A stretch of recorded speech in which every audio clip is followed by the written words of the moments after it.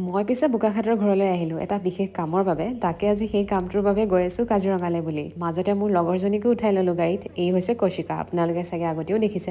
আজি যিহেতু এটা স্পেচিয়েল দিন, সেইবাবে কেক এটাও লগত লৈ লৈছোঁ। মানে মইতো ডিব্ৰুগড়ৰ পৰা কেক অনাটো সম্ভৱ নহয়, গতিকে কেকৰ দায়িত্বটো কৌশিকাই ল'লে। মই আৰু বুকে এটাকে লৈছোঁ। এতিয়া আচল কথাটো কওঁ ব'লক।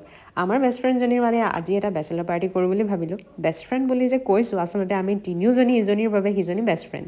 একেবাৰে ক্লাছ 1ৰ পৰা একেলগে পঢ়া। ডাঙৰ হোৱাৰ পাছতহে আৰু স্কুল কলেজবোৰ সলনি হ'লগৈ, কিন্তু আমাৰ ফ্ৰেণ্ডশ্বিপ আৰু বণ্ডিংটো সদায় একেই থাকি গ'ল। সঁচাকৈ সময়বোৰ যে কেনেকৈ পাৰ হ'ল গমেই নাপালোঁ। এতিয়া চাওকচোন, বিয়াৰ বয়সে হৈ গ'ল। পিছে তিনিজনীৰ ভিতৰত মই আগত বিয়া হ'লোঁ, এতিয়া আকৌ আৰু এজনীৰ বিয়া। তাইৰ নামটো পিছে কুলু মনালী, আমি আকৌ কুলু বুলিয়ে মাতোঁ। কুলুৱে আকৌ আমি আহিম বুলি বহুত কিবাকিবি ৰান্ধি থৈছে, হাঁহৰ মাংস, মাছ, পনীৰ বাটাৰ মছলা আৰু কিবাকিবি ধেৰ। এইটো প্লেন আগৰ পৰাই কৰি থকা হৈছিলে, মই সময় মিলাই আহিছোঁ আৰু, নহ'লে যে আহিব পাৰিম ভবাই নাছিলোঁ। প্লেনটো বাৰু ধুনীয়াকৈ হৈ গ'ল, সেইটোৱে ভাল লাগিছে। এতিয়া বাৰু আমাৰ খাই বৈ যাবৰ সময় হৈ গ'ল, একেবাৰে বিয়াতহে লগ পাম আৰু তাইক। বাটত আহি থাকোঁতে আকৌ ছাবস্ক্ৰাইবাৰ লগ পালোঁ, চাওকচোন এনেকুৱা মৰমবোৰ পালে কিমান ভাল লাগে বাৰু।